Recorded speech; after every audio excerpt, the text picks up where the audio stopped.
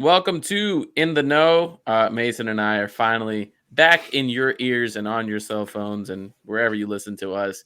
We're coming to discuss basically the moves the Pelicans haven't made so far in the Pelicans offseason, specifically referring to the extensions of one Larry Nance Jr. and one CJ McCollum. We're going to talk about stuff that's going around the league with Kevin Durant and Kyrie Irving, a little bit of Lakers stuff in there as well. And we'll talk about some of the Pelicans' current roster construction. So tune in.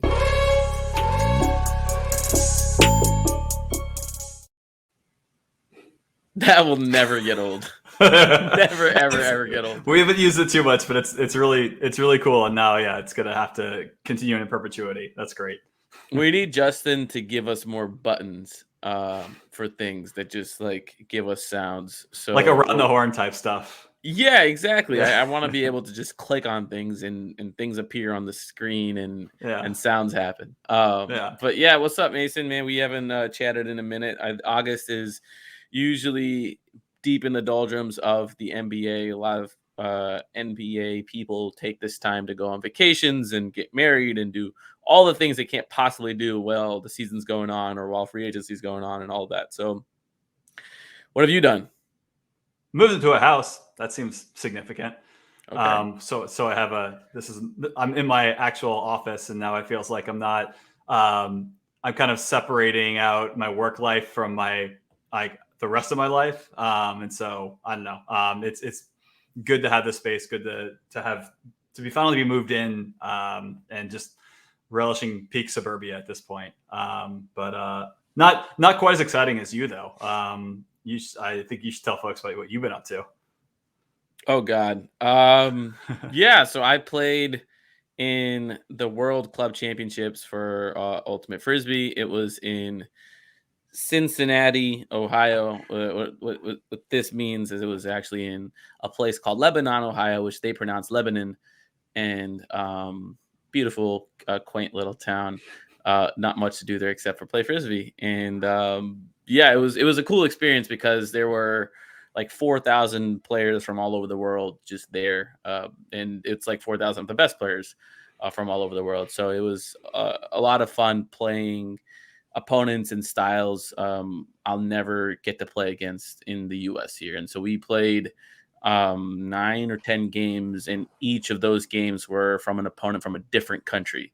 And we didn't get to play one U.S. team, which I found as a positive because I play U.S. teams all the time. And quite frankly, they're all the same. I mean, like they all play the same style. And so it was really cool to compete against athletes from just all over the globe. And that was a lot of fun. We didn't do too well, but had a lot of fun.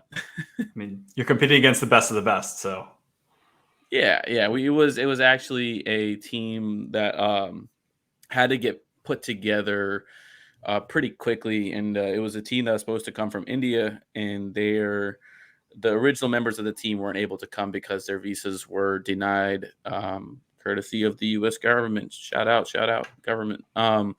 But so one of the members whose visa did get approved, he contacted me and asked me to help put a team together stateside, and just kind of scrambled to do it in a span of a couple weeks. And it was difficult because it's a prohibitively expensive tournament, and a lot of teams were also protesting. There were some teams that sat out from this tournament just because of the costs.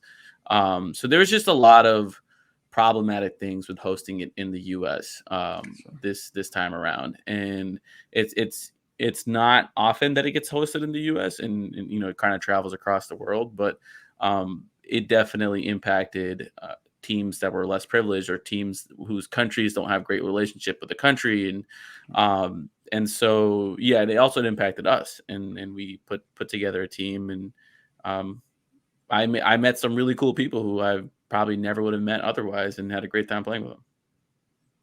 Well, pros and cons, I guess, but glad it was a decent experience overall for you. Sounds like something, if you can do it, you don't want to pass up, obviously.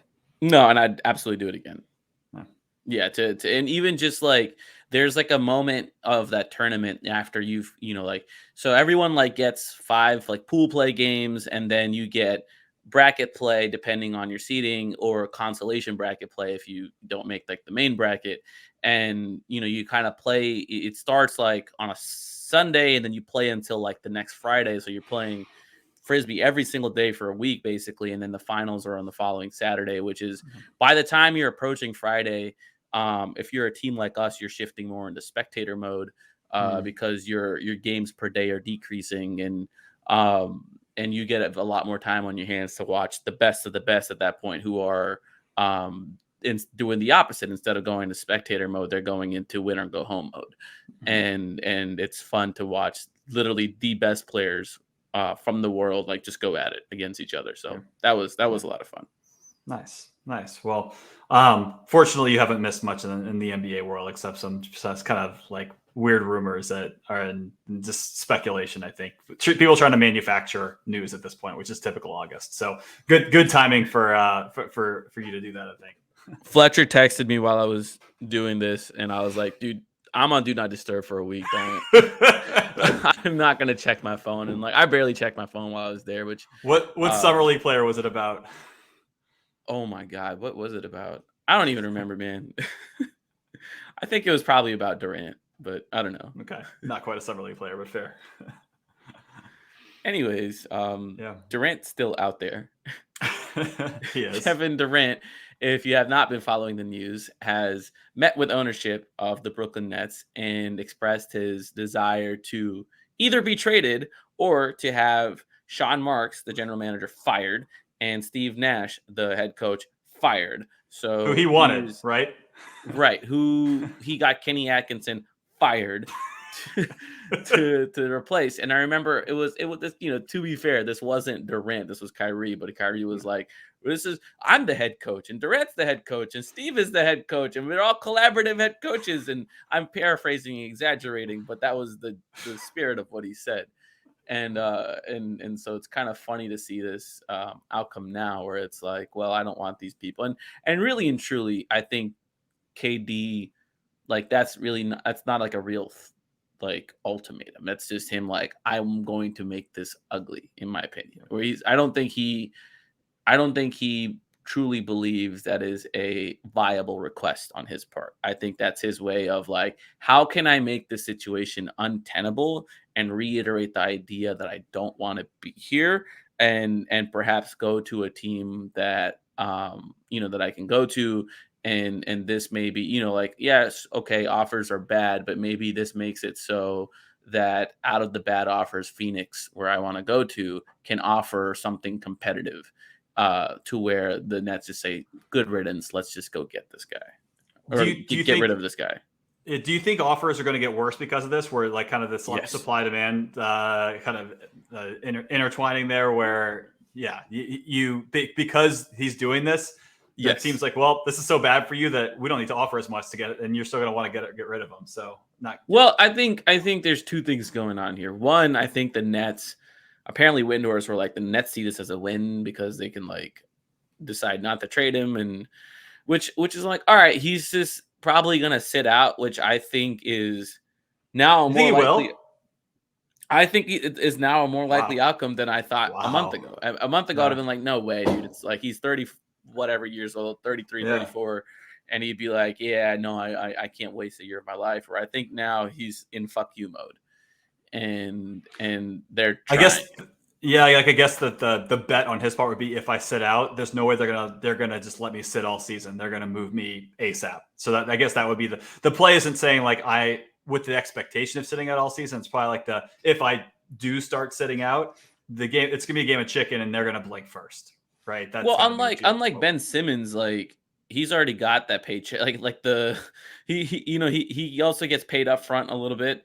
And so he got delivered that paycheck. I think Mark Stein was talking about it. And I don't think he's going to get fined. Oh, maybe they might fine him. I don't know. But I think he'd be like, that's an interesting one. I think he could. I wonder if there's a way for him to like sit out and take some of his money versus not. But I don't know. No.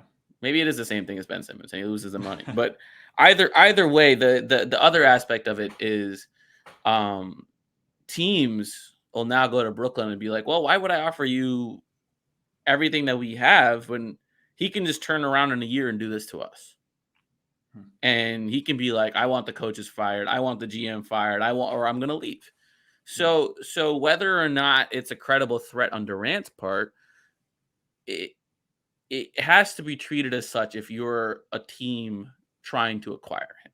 If you're a team putting in assets, mortgaging your future to go get him. And to me, like, obviously, if you're New Orleans, if you're Toronto, if you're Boston, you're not putting in your blue chippers, right? You're not putting in Brandon Ingram. You're not putting in Scotty Barnes and Jaylen Brown and all that stuff. But I don't know. I mean, it's going to be an ugly situation for a long time.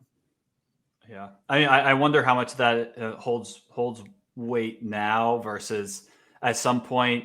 Is it just the reality that there's only one Kevin Durant and kind of the offers kind of creep back up because he is who he is, and that you can't really get a player of his ability elsewhere.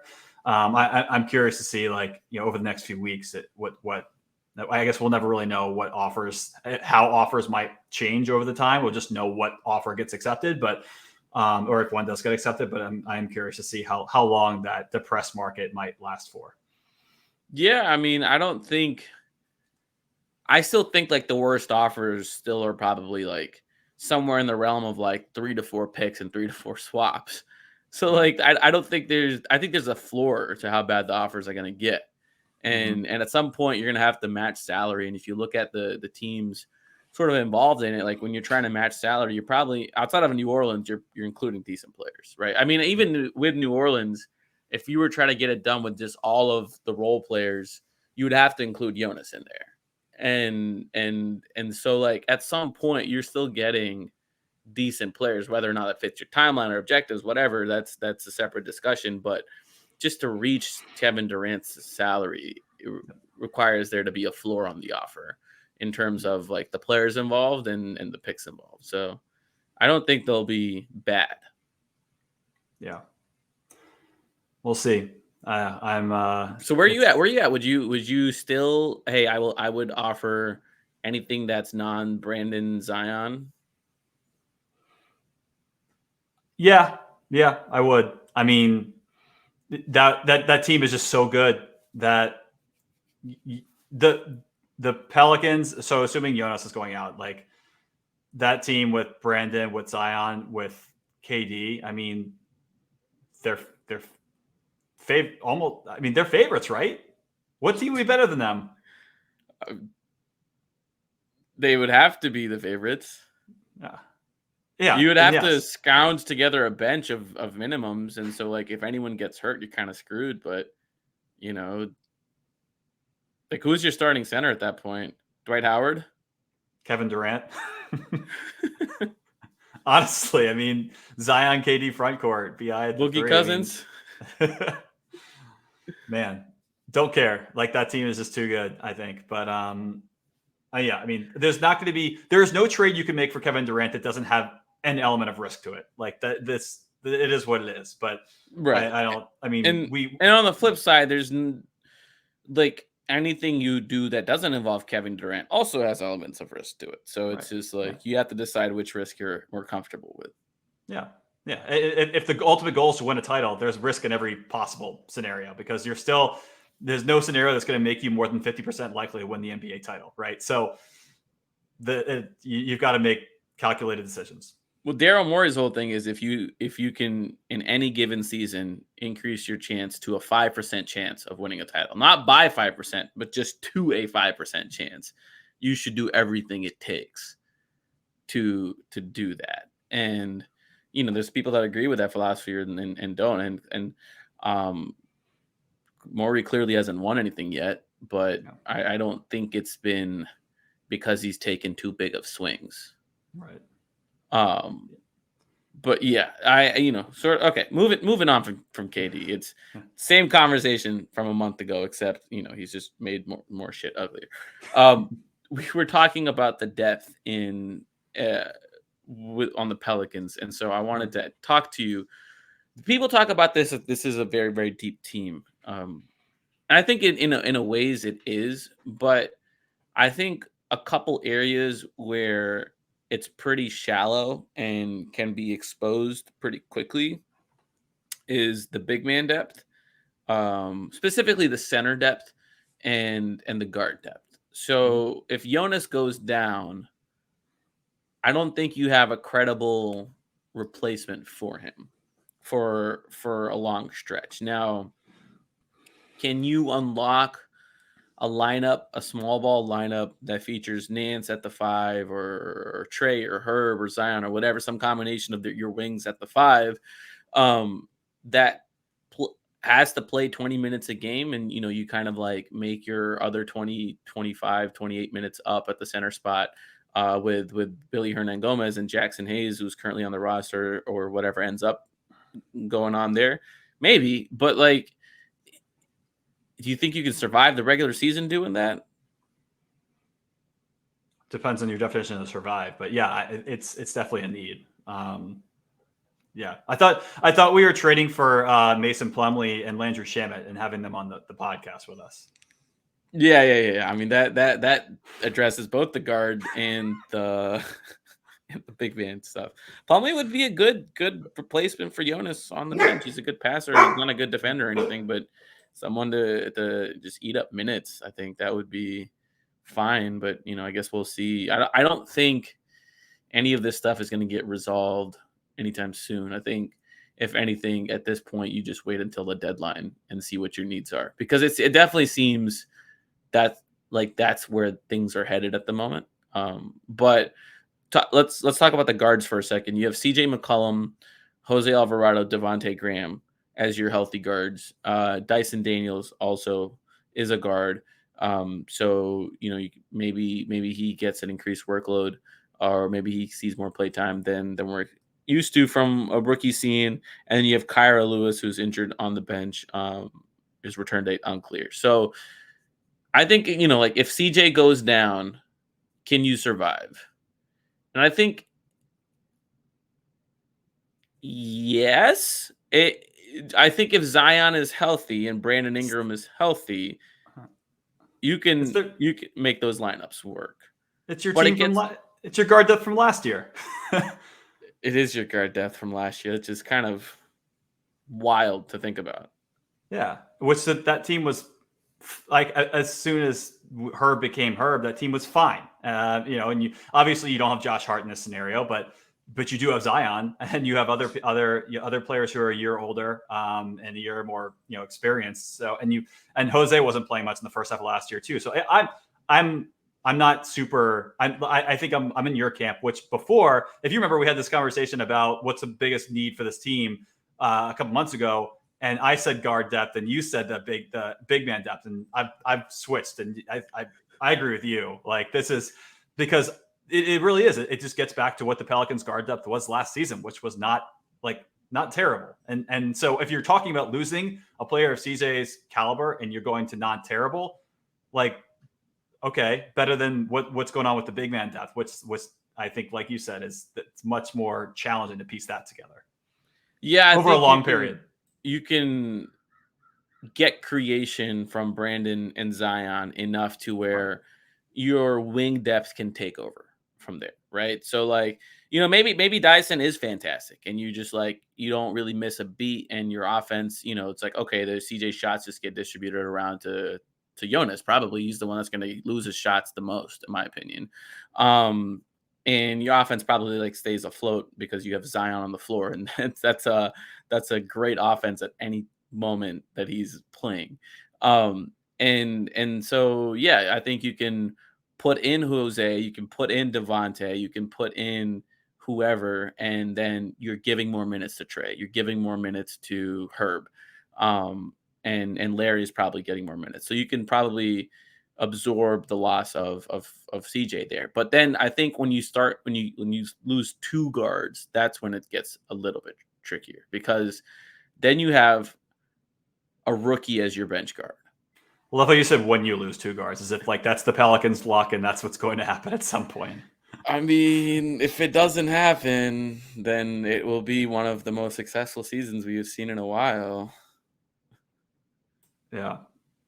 I mean, but if you lose two meaningful players at any spot, I think you start running into some challenges though, right? Maybe, but I think you could survive that like on the wings.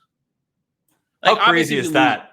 Just by itself, how crazy is that for this Pelicans? This for the last 10 years of Pelicans basketball. Like on the wings, we actually feel way better than at the guard position or at the center or at the big man position. Like that's nuts. That It is just pretty so. nuts. Yeah. Like if you're losing Bi and Zion, you're screwed. Because it's Bi and Zion. But if you're losing, let's say like Bi misses some games and then like Trey misses some games, I think like it's a weird lineup structure, but you'd be fine with Zion and Herb, and then probably like Dyson filling in some of those minutes. At the wing, like it wouldn't be fantastic, but you could probably do what the Pelicans did last year when CJ was on the team and Bi wasn't. Probably a little better because you're not giving enough credit to Zion at that point. um, Yeah. but yeah, I mean, if Zion goes down, the team is equipped to handle that loss, and they've already done it. So yeah, I mean, I feel like the weak points we were agreeing on where the weak points are. It's just how weak are they? Yeah. So somewhat related question. Probably not that related, but do you have any concerns about Jonas as it relates to the role he's going to play for this team at full strength? Do you feel like there's reason to be concerned about him not being happy about not getting enough touches, or like obviously he's going to be someone who you rely on to help clean up the offensive glass and you can get garbage buckets that way, but I mean, there's a lot of mouths to feed on this team, and I feel like he could be one who gets shorted. And I hope that it's not a problem, but I haven't really thought about it much until now.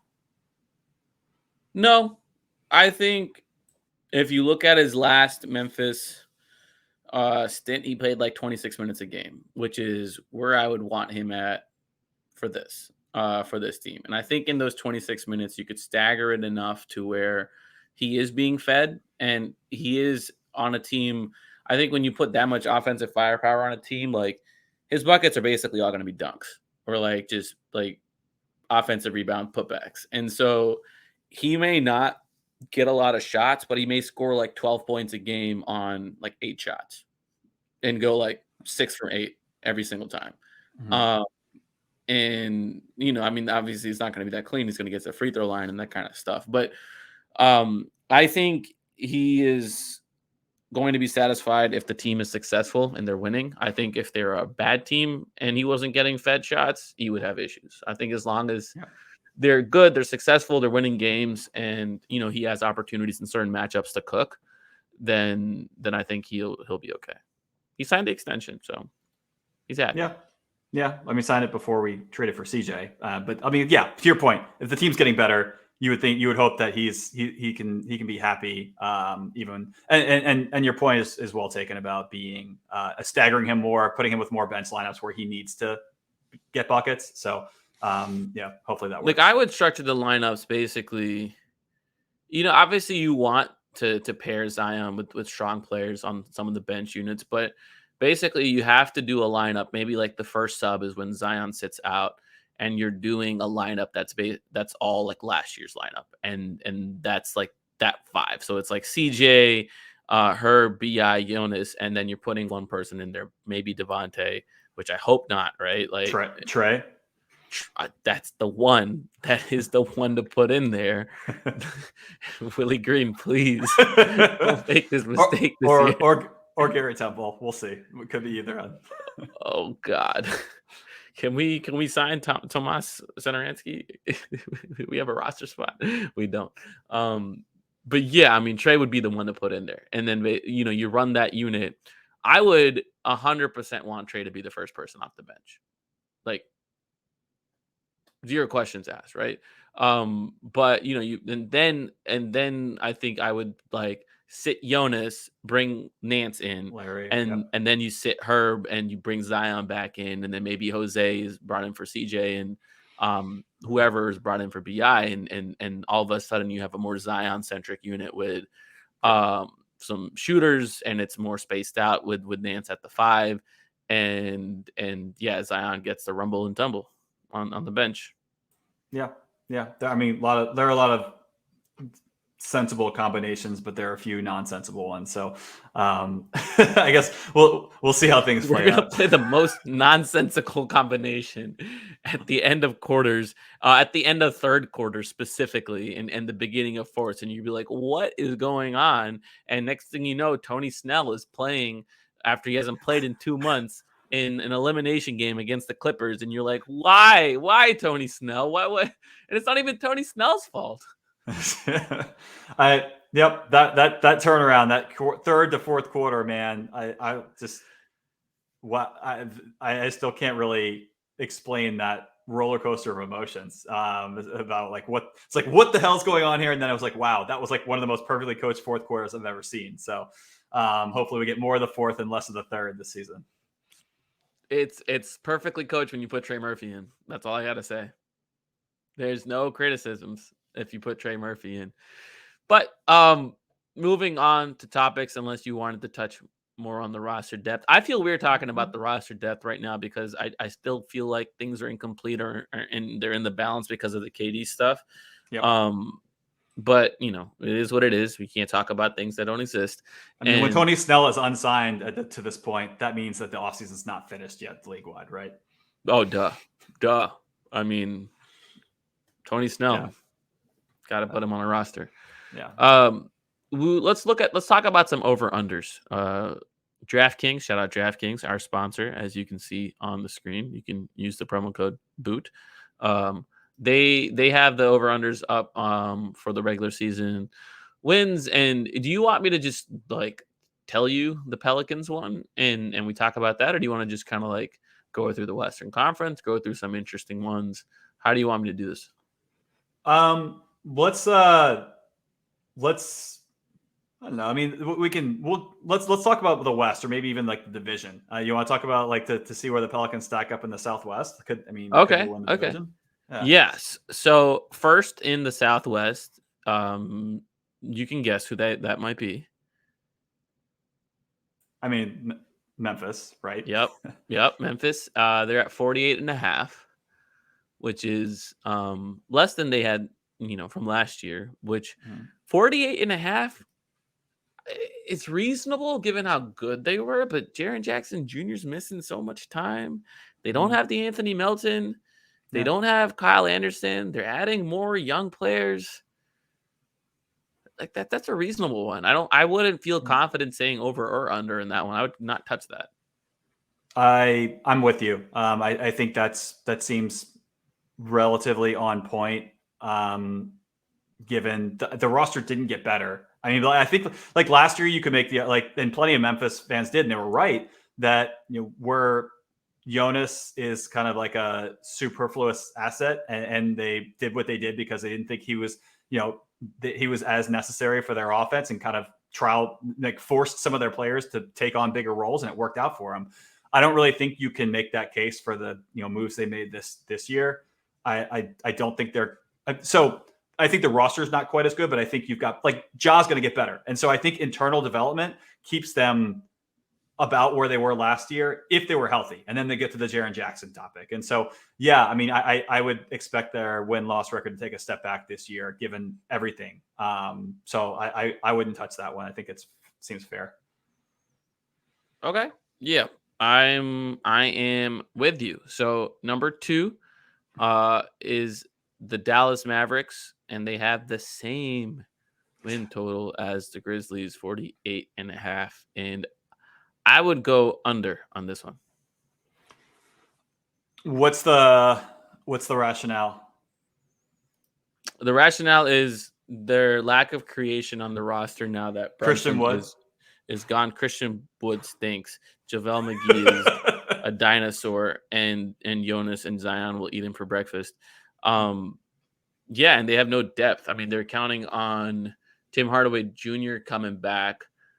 Okay, I mean that's a nice shooting ad, but at what point though? Like, what will he be back for opening? He won't be, right? I don't know.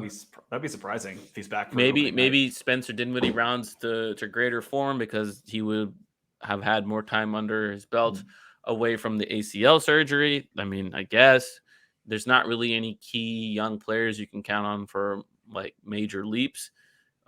Dorian Finney-Smith, the same tier player as Brandon Ingram, may have something to say about that though. So I don't know, man. Maybe he's going to mess up my over-unders here. Yeah, I mean, I think if I'm if I'm picking the team that I think is going to be better between them and Memphis, I'm taking the Grizzlies. And this basically, if you're going to take the Mavericks over, I think you're saying that Luka's going to be, maybe he's an MVP, the MVP. Yeah. And so I'm going under. I'm not going, like, it probably wouldn't be one of my favorite bets. It's not, but it's, I think Memphis is the better team over an 82 game season, given where they are with injuries and things like that. So I would take slightly under for Dallas, but it's not easy for me because Luka is that good. Luka's been surprisingly one of the most durable players. I mean, I guess it's not surprising, right? He doesn't have a game style that lends itself to a lot of injuries, but he's been a very durable player. But that's one player where it's like, okay, if he goes down, does that team win 20 games over an 82 game season? It's not. No, I mean, like, I don't see it. I mean, well, 20 is really bad, but they're one of the worst teams in the league. I think that's fair without Luka. Right. And so, I mean, that's his MVP case, right? And so if they're beating that over under, as you said, and if they're beating it by a lot, then yeah, he's had a crazy year. So yeah, I'm not sold on their depth, man. I would say that's the under on them. I think the Pelicans will be a better regular season team. Just without anything more, like so everything as is right now. No changes from here to the start of the regular season. You take Pelicans, correct, over the Mavs. I do take the Pelicans over the Mavs, which is where the Pelicans are in their division on the over-unders, that 44.5. And at this point, I'm taking the over. Me too. I feel like, so, I mean, the easy argument, right, is the pace they were playing at with CJ on the roster was about that. And then you add Zion to the mix, and you add, and really no player on their team is one where you look at and say, I mean, maybe Jonas as who's going to decline, who's going to get worse from last year to this year. And I can't find a player who I think it would be like a real rotation player that would fit that criteria. Like maybe Jose Alvarado was a, flash in a bottle, and he's not going to, people are going to figure out some of his gimmicks, and he's not going to be quite as good. Like I'd buy that, but you could say that stagnation is possible from a number of their players, but if it's stagnation, are they getting worse? In my opinion, with the added chemistry, added time together, no. Right. Like you could, like, there is an argument to be made that Herb Jones is who he was last year. And does that make this a worse team? No, because who he was last year was one of the best damn defenders in the league. And if that's what you're getting, and you still have the offensive firepower you have, then fuck yeah. And even so, I would not. There very rarely is a rookie that's been as good as Herb was, and on any side of the ball, like, is that as good as they will be, right? Like after one NBA season, there are certainly some who after like 3 seasons, 4 seasons, maybe they are who they are, but after 1 year, the growth he was showing offensively even throughout the season makes me not buy that. So yeah, I mean, I feel like Jonas is the only guy I could see, like, maybe making an argument that I could buy that he might not be as good as he was last year, just because of age and wear and tear, things like that. So I think that's, I mean, that he just put up like 20 and 10 in one of the games. I think he's against Finland. He's playing right now over in Europe and just mauling people. He must love that shit, man. Oh yeah. Did we ever talk about the LeBron James flopping impersonation video from him? Oh my gosh, we did not talk about that. That was pretty surprised. Funny. Yeah, I'm surprised given how like subdued this part of the offseason is that didn't, like, I feel like it caught it, like people were paying attention to it for like half a day, but like then it just went away. And I figured when anything involving LeBron like that would linger for longer, but it really didn't. It was hilarious. Because it's Jonas. He's impossible to hate on. I mean, it's Jonas. It's like, all right, dude, this dude. if I had anything bad to say to him, he'd rip me in half. So that's cool, dude. No, I think that's pretty funny. He had some great acting chops under his belt. So yeah, the Pelicans are third in their division. They are at 44.5. They are currently ninth in the West, according to DraftKings. And the order for the West is the Suns at 52.5 at number 1, the Clippers at 52.5 at number 2. That's an interesting one. I would probably take the under. I don't want to take I say I would take the under on the Suns, but if they get Durant, I don't know. It's a little dicey there. I'm not touching the Suns. Clippers at 52.5. I'm taking the under on the Clippers. I do think they are going to be better with Kawhi and Paul George. I just don't know how much Kawhi and Paul George they're going to get. And it may not even be important to them come playoff time, like what the regular season win total is if they're both healthy. The Warriors at 51.5. I've got them coming out of the West. The Clippers. You do? Yeah. I'm not saying I'd take the over. I think I would. I think I would take the over. I understand the injury. They haven't even made a conference finals yet. I think their roster is the best one in the West. If they're healthy. Sure. But look, that's no secret that they're going to be super dependent on health. But I really feel like, they've got their guys back, and I feel like they're definitely going to be super, super conservative throughout the season about minutes and things like that. And so I don't know. I think I feel if I had to pick one team right now, that they're who I'm picking. Okay. So the Warriors at 51.5. They'll be getting a healthier Wiseman back and maybe some improvement from Kuminga and Moody, but they lost Gary Payton. They lost Otto Porter. They picked up someone else, though. Oh, Dante DiVincenzo. I mean, it just depends on Draymond, right? Draymond and Steph and Clay. I think 51.5 is... I would say under. I don't know. I don't think I trust them to stay healthy for the regular season. I think they can still be a championship-level team. I just don't know if they care about the regular season enough to chase some wins. Yeah, I think it's fair. I mean, I think I think I would lean over with them. I feel like they're. I don't know. I feel like almost more confident in the Warriors in the regular season than I do in the playoffs moving forward. I just get Draymond. Regular season Draymond at this point in career, I feel so much more confident in than playoff Draymond. Really, I'm the opposite way. I think Draymond won't give a shit in the regular season at this stage of his career.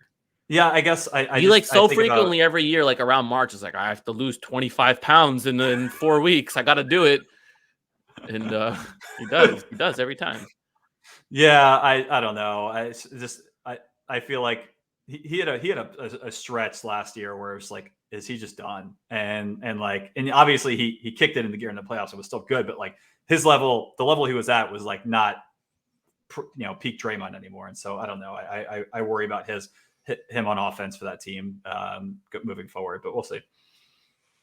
Yeah, weird team. I am betting against him. The Nuggets are next at 4th in the West at 49.5, which seems a little bit high to me, but it all depends on Jamal Murray, right?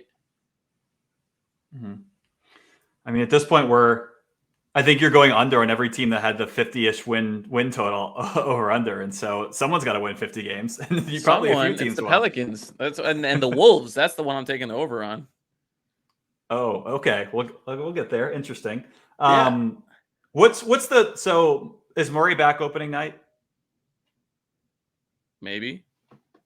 And then is MPJ back opening night? Is who? MPJ?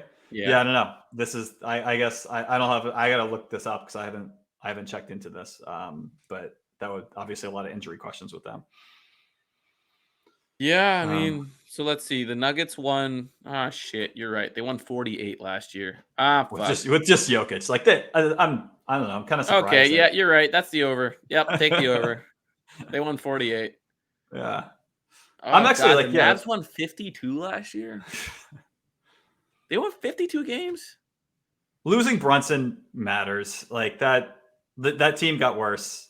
If you're flipping out Brunson with Christian They Wood, went that's on like a run after trading Kristaps. Yep.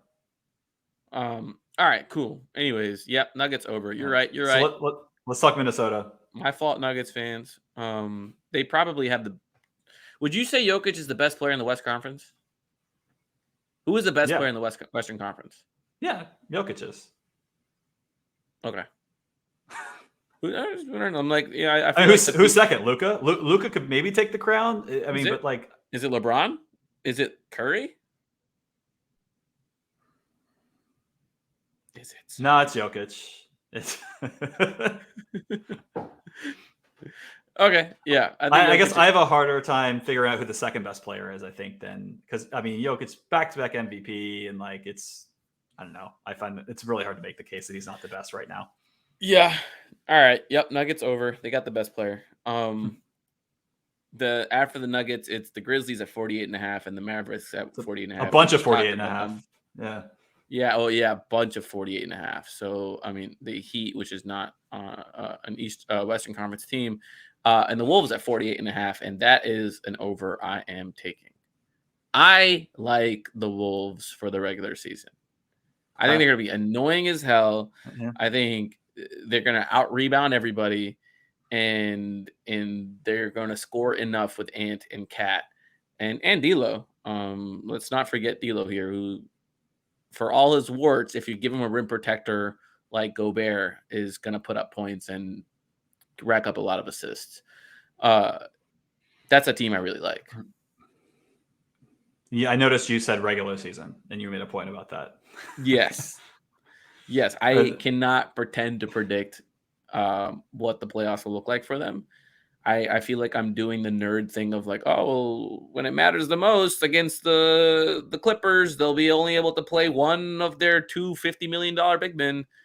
And but I don't know. Maybe they're just very dominant, and that's not the case. Yeah, I mean, and the betting market seems to agree with you on Minnesota. That could just even slightly because they've got the over is minus 120 and the under is plus, is even. I think man, this is a weird team. But I think that what you're saying makes sense around just they're gonna be a problem to deal with on both ends of the floor. Like, how do you handle? I'm curious how they defend the perimeter. But maybe it doesn't matter because Rudy Gobert is Rudy Gobert. But I'm so they not picked up touching Kyle Anderson, and I think that's the best perimeter defender they've had in like 10 years. It's like AK-47. Yeah, I'm not touching this one. I'm not going to pretend I know enough, or I even have an informed opinion about how the season's going to go for them with the roster they have. But if I had to pick one, I think I'd be on your side and take over. But I'm staying away from that. Dude, I think they're going like 55 wins, something crazy. Wow, I think they're going to be good. Okay, but a first round playoff exit and peak Rudy Gobert fashion. Yes. It depends, because if they get like the second seed at like 55 or like the 3 seed, and they're facing one of the play-in teams. Well, if they're facing one of the play-in teams, then they should probably beat those, unless it's like somehow it's like the Trailblazers and Dame goes nuclear. Or I'm trying to think who like the play-in teams might be. Like, I guess the Lakers count, which is the next team. So 45.5 is with the Lakers over under. And that's another one you just don't want to touch. Oh, I'm going under. You're going under? Yeah. I mean, do they trade for Kyrie? So if you're not touching it because you think they might trade for Kyrie, fair. And I'm not touching it because I don't know the health of LeBron. I think if LeBron and AD are healthy, they win 45. Like, that's not difficult for them. I've got no reason to expect that they're going to be. I just, at this point, like, I'm not saying this team's going under 40 wins. Like, I don't. What happened last year, I don't think happens again. But let's say they are a play-in team and they make it into the top 8 after the play-in resolves itself, and they've beat the Wolves in the first round. Who are you taking? Wait, so I'm sorry. So they've beaten the Wolves? The Lakers. Let's say the Lakers are 7 and the Wolves are 2. Oh, okay. And the Wolves have home court advantage. Any outcome would make me happy. So,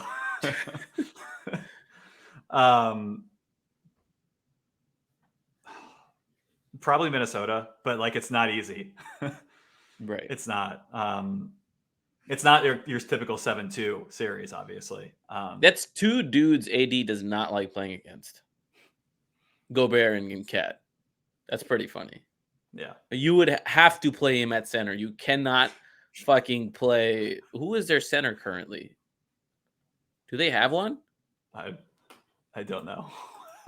Whatever their center is, you can't play that guy and Rudy Gobert because you're letting Rudy off the hook. And he's just going to clamp his ass. Thomas Bryant. Thomas Bryant. It's probably their best center. He can shoot. Yeah.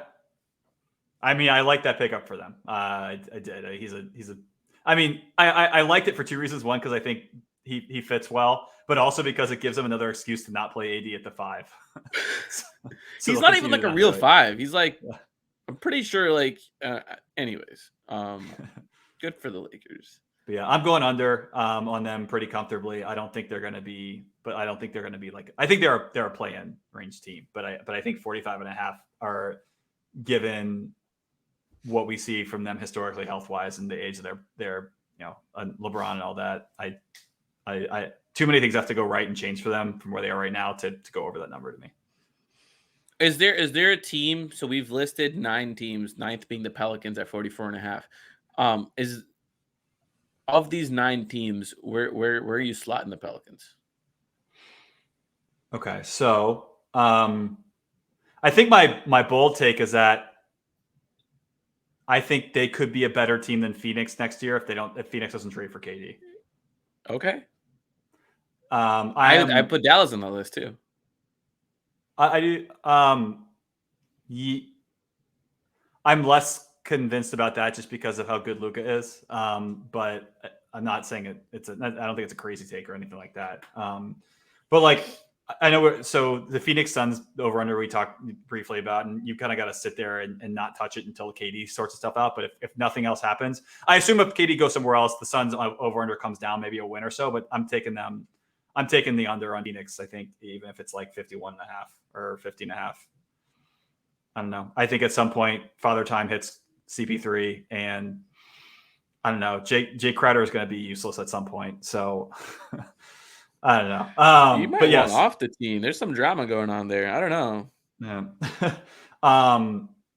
Yeah, and then there's the whole Ayton thing too, obviously. And yeah, it's a lot of Cam Johnson weirdness. is still up for extension.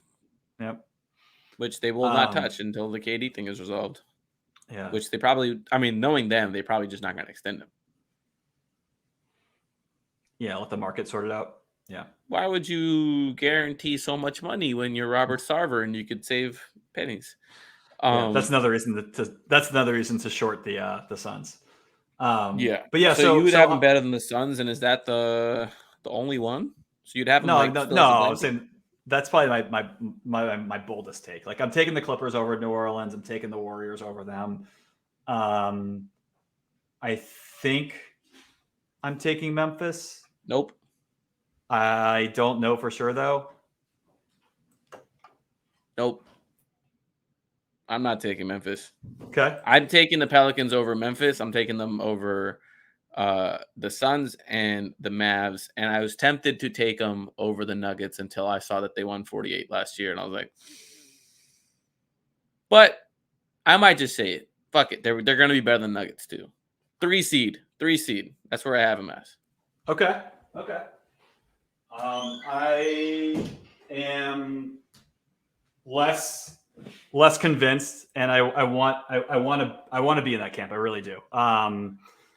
But yeah, I don't know. I'm not quite there yet. But I'm trying to sort out like where in the West I have New Orleans, like in terms of the pecking order. So, I mean, I think they're assuming like normal, like if you simulate the season a bunch of times and take like the median outcome, I think that I think my ceiling for them is the 3 seed.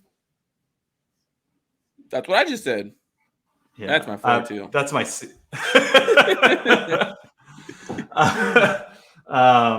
But also, I feel like it's just as, it's almost just as likely the 3 seed is they're back in the play-in. But that's a statement about the strength of the Western Conference, right? Because you've got, I think if everything goes well with Denver health-wise, I think they're a better team. My thing is, I just look at the roster and I just think they're designed to crush through the regular season as long as there's health. And I just think they're going to out-rebound every team that they face, just about.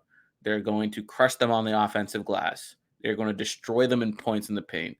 They're going to be able to outscore them in stagger units just because of their flexibility of who to play between Zion, CJ, Brandon, and Jonas.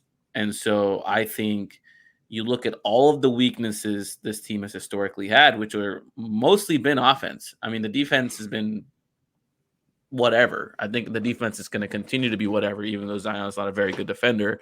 I think they're just going to be such a menace offensively that their defense is going to be fine because they're going to be able to play in the half court a lot, rather than just continually taking the ball, like the opponents continually being able to run on them, just because the strength of their rebounding and the strength of like they're making paint baskets, like they're going to be shooting high percentage shots.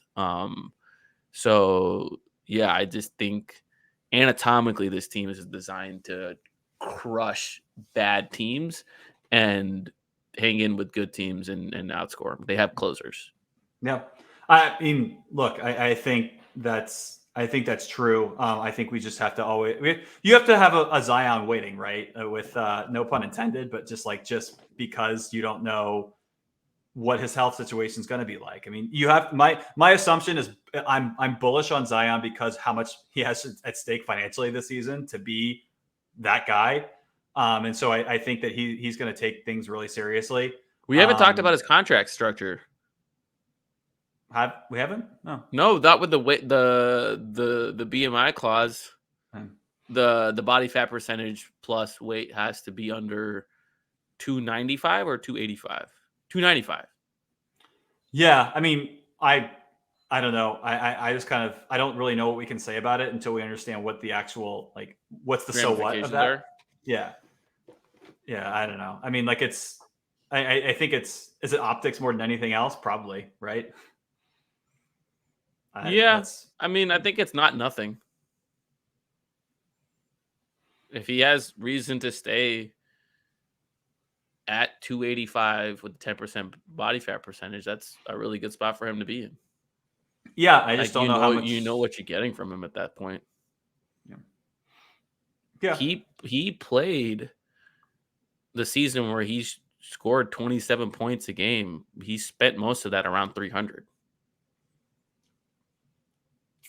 And the thing is, though, if he did that again, the team's not going to say shit. No, of course not.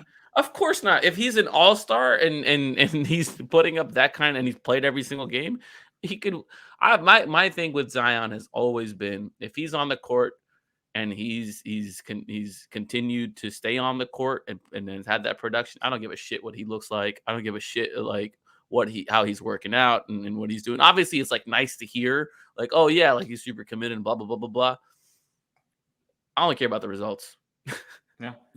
And I think we have good reason to think the process helps the results, and therefore we want a better process on his end as his, especially as we root for him to have a productive career in the NBA and a healthy one. But at the end of the day, results are what matter. Yep. Yeah. So anyway, point just being that you've got to at least if I'm making these same accusations to the Lakers and about not being able to stay healthy, it'd be unfair of me to not do the same thing for Zion, who spent more time on the shelf than playing. So that has to be a factor too. And that's why kind of maybe I'm a little bit more bearish on the Pelicans. You take Zion off this team entirely and you run back last year's team, the CJ team. Where would you put their over under? Because I would put their over under at 44.5, which is where it's currently at right now. I think it's about a 500 team over the course of the season. Okay. So yeah, it's two. I mean, for me, that's 2.5 more wins. Yeah. I mean, we're both over on the Pelicans' current over under, so I'm not right. debating that. Yeah. I mean, it's just about how many wins is Zion Williamson worth, I think, is the question we're trying to get to here. A lot. And you're saying a lot. And I'm saying it should be a lot. Because I do think trickle-down economics work in the NBA. Okay. Go on.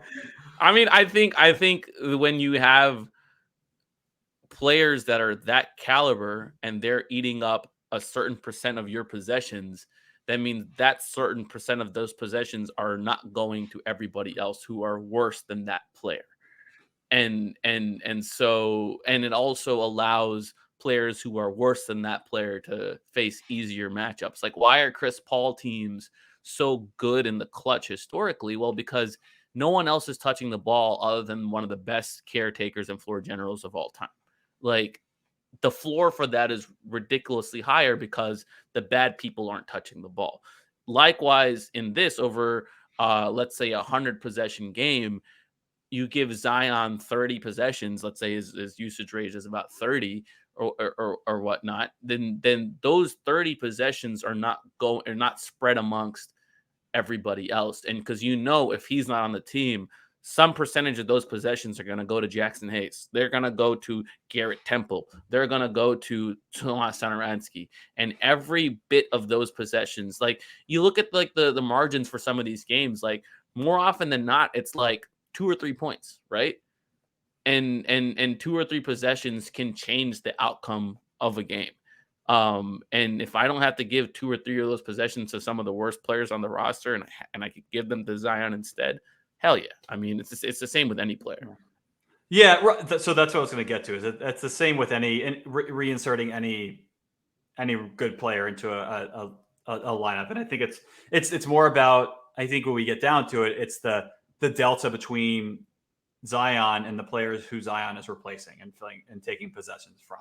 And the player he's replacing right now is Jackson Hayes. And is there a bigger upgrade in the league happening at a position right now? Maybe the Kawhi upgrade? Yeah, but even there, from where the Clippers were at the end of last season, like in the play-in situation, they had that Portland trade. So like there's, they have Covington, they have Powell, they have right. Yeah.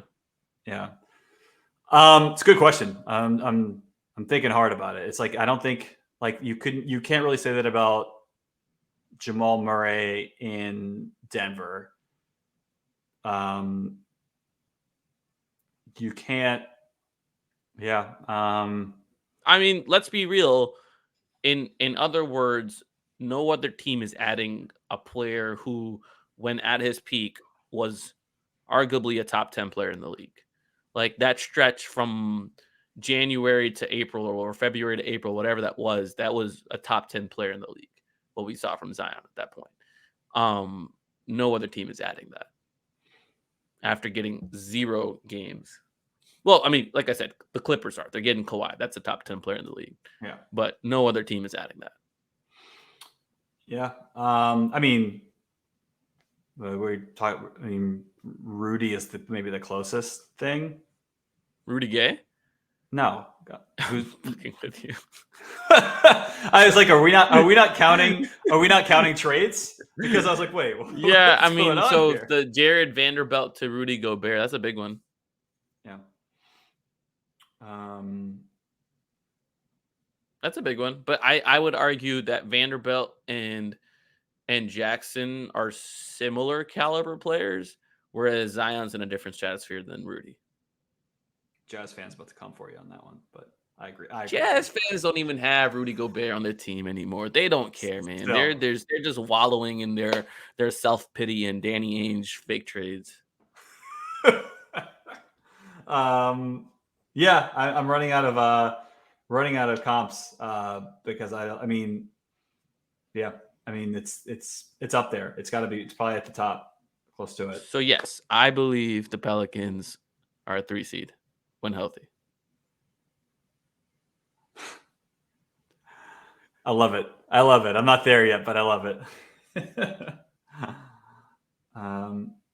Okay. Is there any bad team or like any team with an over under with like that you're The overly Kings. bullish on? The Kings. Their over under Okay. is 32 32 and a half. and a half. They are a much better team than 32 and a half. In my opinion. They made the right moves. I think Sabonis and Fox getting to play together will be very good. They, if they keep Harrison Barnes, that's a good thing. Keegan Murray, I've been very high on, is a good add. They added who do they add? They made a couple other nice additions. I like their offseason Kings because they made some like very annoying additions where I'm like, they're going to be super annoying to play against. You said Kevin Huerter yet? Oh, Herder, that's the one. Yeah, Herder and Malik Monk. I mean, I think they're going to be dramatically better when it comes to their bench. Like, just their offense is going to be very, very, very good. Do we know what's up with Richaun Holmes with the legal trouble from last? Like, there was some pretty shady stuff that was reported about like domestic violence, and I haven't done enough to read up on where that's gone, but it was not good. It was not pretty earlier. When it first came out. No idea. Yeah, so that's I would want to look into that obviously before going one way or the other. But I've got 32 and a half. Like I still think even without Richaun, like they should be better than 32 and a half. With Sabonis, Fox, Barnes, Herder, Monk, improvement from Mitchell, Keegan Murray. I like that team. Bet on the Kings at your own peril. You can live with that. Ah, man. I know. It's because like the West is so tough, but I think, they could be, I think they could be pushing 40. I don't want to say they'd be more than 40, but I think it'd be pushing 40. I think they're just going to be a very annoying team to play against, and they're going to be in it all year. Like, I don't think there's going to be one of those things where like, oh, yep, by February, the Kings are just on the pitcher again. I think they'll be in it all year in terms of the play-in. I think that's an interesting take because all right, the Kings or the Blazers? I like the Kings better, but Dame has a better track record. So I would have to pick the over-under is 8 games different. just so you know. I know. I like the Kings better, but you have to take the Blazers because Dame's done it, and he finally has some defense on his team. But it is interesting because there is no Western Conference team between those two. You've got the Blazers at 40 and a half, and then you've got the Kings at 32 and a half. And that's a crazy gap between like two teams in the conference, Yeah. And so it's like very clearly showing the 10 teams they think are going to be in it, like in the play-in. And so that's why I asked, because the Kings are well behind the Blazers in terms of it's one of those things where like if Dame gets hurt, they don't have a CJ to keep them afloat. Anthony Simons was unable to do that, in my opinion. Yeah. I'm not the biggest on Anthony Simons. Is Josh Hart and Jeremy Grant, are they going to be able to do it? Maybe. Is Shaden Sharp going to be a thing? I don't know. What's their bench? Gary Payton Jr. Yeah. I'll tell you one. I don't like the Blazers. I never have. I'll tell you the one bet I feel really good about is Utah under 31 and a half. Like that over under feels like a hedge on Donovan Mitchell, and there's no way Donovan Mitchell plays for the Jazz this season. Not with what's at stake in next year's draft class. Like there's just I just don't see. Does Danny Ainge care, dude? He's just out there golfing with those Mormon senators in Utah, and I don't think he gives a shit. I think this is all a game to him. I'm definitely going under on that. I guess. Yeah, I just don't see any way Mitchell's on the team. That doesn't make it would make. Can Mitchell even lead a team to those kind of wins? Is a legitimate question. I think he's very good, but without that defensive backbone, they got some interesting role players like Conley, Pat Beverly, Bogdanovich. Where's their defense? They got no defense. Vanderbilt, I guess. Ugh. Yeah. Ugh, that's a nasty roster. Yeah. Give me some of the players, though. Would you trade? I'm going to ask you the same question I asked Justin. Would you trade Devontae Graham in a couple of seconds for Pat Beverly? What's Beverly's contract situation like? Expiring this year, $13 million. Oh, hell yeah. What? Okay. That is That's controversial. I don't I'm know. Is it? confused. I I don't don't think know. so. Some I people don't don't think like him. so. I don't like the guy, but I also like well I think he could help this team more than Devontae Graham, and you're getting out of another year of paying Devontae Graham. So yeah, I'm not thinking twice about that. God, can you imagine teams being harassed by Jose and Pat Beverly And Herb and Herb yeah. and Dyson? Yeah, Oh God, be fun. that's one of my favorite deadline acquisitions, or like middle of the season acquisitions is flip Devontae for Pat Beverly. Well, everyone loves playing with Beverly and hates playing against Beverly. Yeah, easy. I mean, I think I would. I like targeting the Jazz for that kind of plunder during the deadline. That would be my goal. I would try to get both. I mean, we can't because of tax. But I would try to get Bogdanovich and Beverly, but just can't muster that kind of money. Not possible. No. Yeah. I am. Last one I want to talk about though. I am taking the over on my Pistons, 28.5. How much did they win last year? 23. They win 5 more. Yeah, Cade barely played. Yeah, right. That's a good one. Cade gets better. Adding Ivy, obviously. During. They gave Marvin Bagley one of the weirdest contract extensions of the offseason. Made no sense, but good for them. They'll be a really fun team. They'll be the most fun 29-win team ever. All right, I'll take it. It's as long as it's over. Oh man. Do you have? I guess we've been going for an hour, but do you have one? What's your? If not Pelicans, don't say Pelicans. But what's your favorite over/under bet on league wide? I'm fine. You can say Pelicans if that's the one. But I mean, I was big on the Wolves. That's a good one. Let me look at the league here.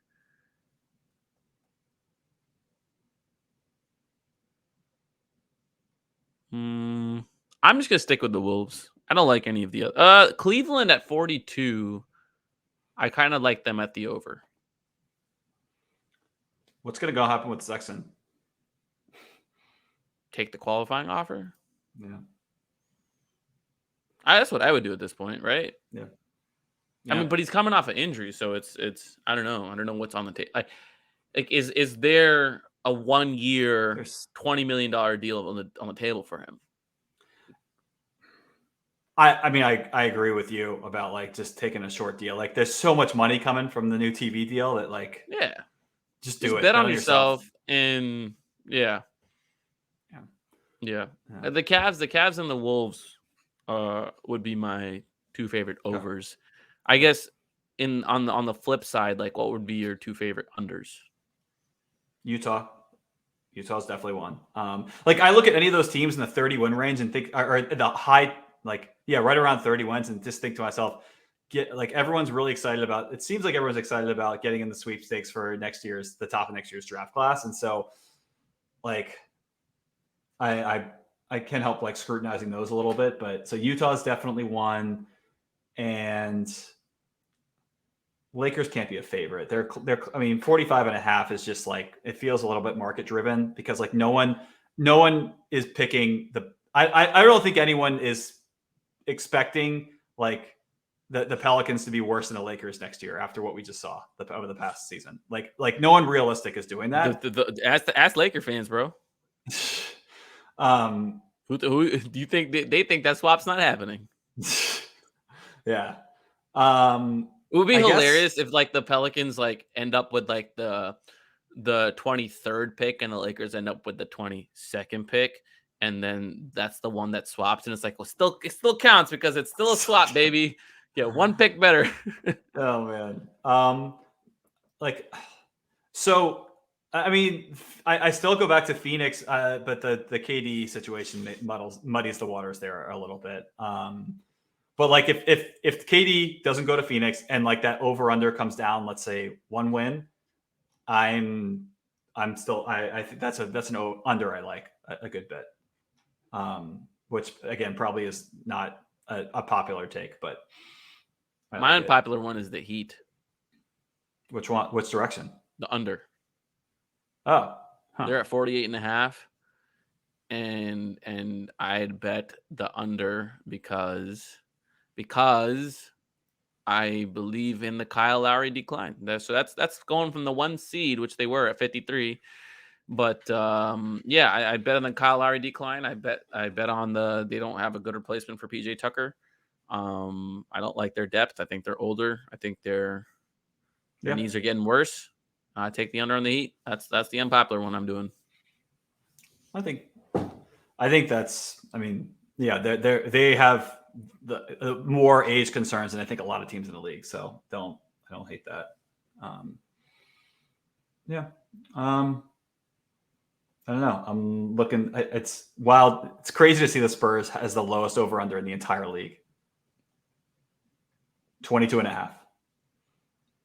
And somehow they're gonna like beat us on a random Tuesday in San Antonio. It's gonna be so annoying. It's gonna be like Keldon Johnson making 14 threes. Yeah. Yeah. What's your pick on the Knicks? 39.5. I'd say over. If they get rid of Randall, it's 100% over. But I would say over. It's wild because like I feel like those like Lakers and Knicks betting lines are almost always inherently inflated a little bit because people like but to they bet won on those 37 teams, last year, and like they did. Brunson They making got 2 wins Brunson. better, and they had like 0 point guard play. And I do think Brunson makes them at least 2 wins better. Yeah. And I liked Hartenstein. Hartenstein's a good pickup for them. It is interesting though, because I feel like I would expect to want to take the under on them because like if you think they're the odds-on favorites for Donovan Mitchell, then you wouldn't expect that their over/under would be a little bit higher to account for that likelihood. But it doesn't seem like that, at least to me, and which then makes me wonder: Does Vegas think that them trading whatever they'd have to trade for Donovan Mitchell make them that much better? Which is, I don't know. Maybe I'm talking myself into a circle here, but I'm surprised I'm surprised about where it is. Because there's an under that I like that I think is a little bit sneaky because it's a little bit dangerous one. But I like the Charlotte under. I was looking at them. 2 reasons. 36.5 for those. Yeah. Wondering. Yeah. 2 reasons. 1, Steve Clifford. Terrible coach for a LaMelo Ball team.